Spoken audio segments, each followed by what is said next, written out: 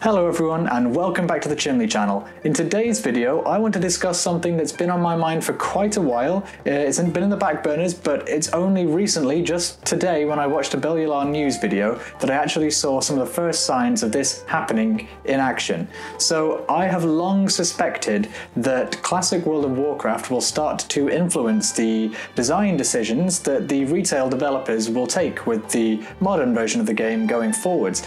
I hadn't actually anticipated this to start happening yet, because Classic's not even out yet. But I think from what Yitherson said, that the Classic WoW development guys, that the remake guys, they're really taking a keen interest in what we in the community are talking about. They're really ears close to the ground and listening to the community feedback. Thus, I imagine the rest of Blizzard is also quite keyed in on, obviously, the community response to their game in general, but they're probably quite easily able to see that the Classic community here, very positive, they've got a lot to say, and generally they know what they like, and they know why they like it, more importantly, and they've got good reasons to back all of that up. But then also over here, you've got the retail community, and they've got a lot of reasons why they don't like the game, and also very well backed up and researched opinions. Like that, a lot of people have got quite objective reasons why they don't like the development and design decisions that have led to the creation of where BFA is now. So Blizzard probably know that, and thus, they're now starting to implement changes in 8.1.5, the new BFA patch, that reflect some game design influences from Classic. So what do I mean by that? Well, basically, if you are familiar with retail at all in the last handful of years, you'll know that there's a lot of portals around, many different portal hubs. So I actually can't keep track of them all, because you've got portals in old Dalaran, new Dalaran, because time travel is weird, I guess, or just whatever, and you've got portals to what's it called? Portals to Hellfire Peninsula, in the Mage Tower in Stormwind, or wherever they put it in Horde Land. All of these little random portals dotted about. And in 8.1.5, they've consolidated all of that into main portal houses in Stormwind and Orgrimmar, and removed a bunch of them. Bellular, whose video has inspired this one, I'll link it in the description, he goes and breaks it all down exactly what's changed and which ones are gone and which ones are staying. But the main importance there is that some of them are gone. Some of these portals you can't get anymore, which necessitates you actually having to venture out into the world to go to where you want to get to.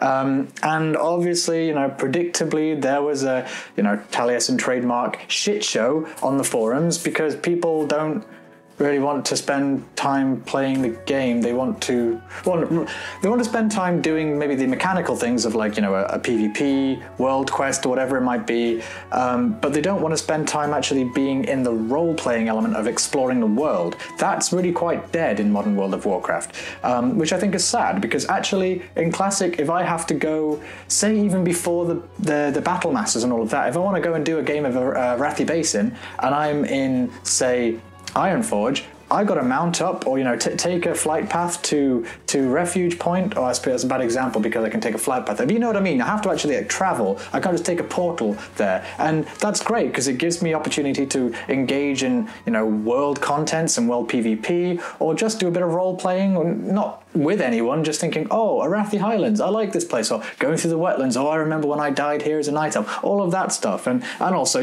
get a bit of mining done, get a bit of herbing done, some skinning, whatever it might be, gets you out in the world, which for me is the important bit of World of Warcraft. I could leave the Worldcraft bit. I don't particularly care about the Warcraft bit of World of Warcraft as much as the world bit. There's a reason I don't play, I don't know, insert X game here that's a good fighting game. Well, yeah, Street Fighter or something like that. Or like Tekken or something like that. Yeah, they're great combat games. I don't care about them. I want to get lost in a world. And I think, oh, my light died. Oh well. Okay, I'm going to continue without that light, but hopefully this will be okay. I want to get lost in a world, and I think Blizzard's trying to help recreate that. They're trying to help recapture that spirit by removing these conveniences, removing the portals. They're aping that classic design of, actually, we're not going to make it easy for you.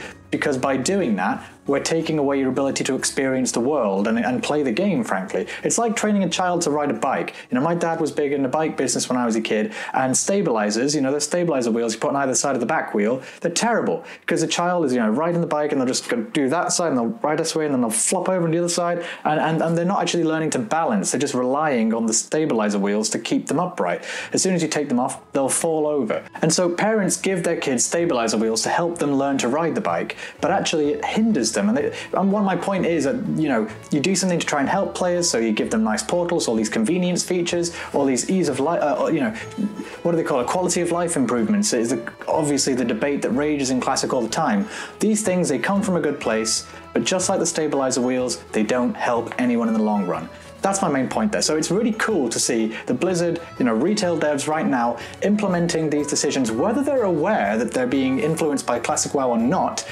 They are, effectively. Like, this is something that is a direct relation from one game to the other. And also, there's some gear that's being released now that basically it'll damage you if you use it wrong and stuff like that. It's skill-based, so it's not just a stat stick. It has effects on new stuff that allows for some players who are really good to be better than other players who are not, and use the items more effectively, which reminds me of all of these niche items from Classic, like really, you know, level 42 quest items that actually are super OP, actually, if you use them right in the right context in Alterac Valley, and, you know, on the 5th night of November or whatever it is. All of these tiny little scenarios that actually it's the best item in the game for. You know, Crowd Pummeler, for example, for Feral Druids, all of that.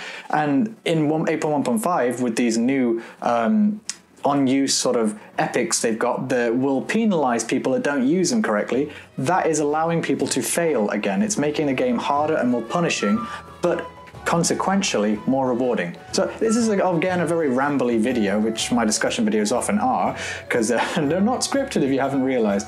But this is just me saying it's already happening, guys. Just think how positive the release of Classic might be for both communities, because I really don't like the schism between Classic and retail. I think, you know, they're different games now, but they're both, I love both games. I want both games to do well, and so I'm happy to see influences from Classic going over into retail, because obviously I enjoy Classic and I want to see retail improve, because there's a lot of bad sentiment towards retail now, because I think well deserved. The game has lost its direction, it's lost its compass point, it doesn't know where its roots are, and so by rediscovering those roots, hopefully we can go and see a continuation of the lore and story in retail, which is pretty interesting actually. I want to see where it goes. I love Old Gods. Bring it on, I'm interested. To be honest, I want to get back into playing the game if it improves, but it needs to improve to do that. So, end of the day, I want to see more of these Classic influence decisions. I'm sure you guys probably do. If you stayed conscious throughout this rambling,